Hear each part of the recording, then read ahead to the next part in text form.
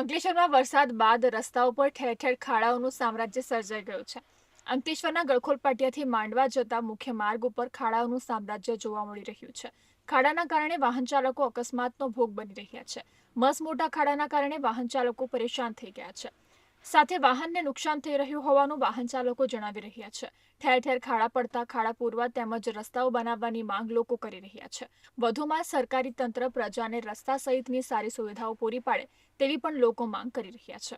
હું અહીંથી દરરોજ આપ જા પસાર કરું છું. રોડના ખાડા એટલા પડી ગયા છે કે ખાડા ભરાઈને રસ્તો એટલો ખરાબ છે કે ગાડી ચલાવવાનું મન નહીં થતું.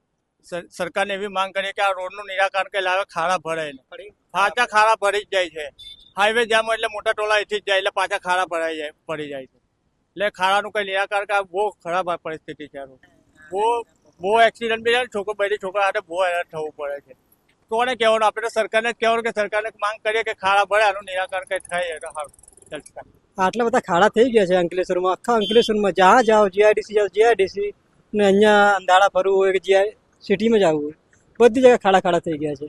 ને ગાડીની ખીલીચ પડે નખાવું ને તો 1 મહિના નહીં ચાલતી, એવું થઈ ગયું. હવે શું કહેવાનું સરકારને? સરકાર શું કરે બેસીને? આપણે બધા જોઈએ તમે નીકળો તો ગમે ત્યાં પડી જાય. એ કેટલા સ્કૂટીવાળા અહીંયા પડે છે પાણી ભરે તો.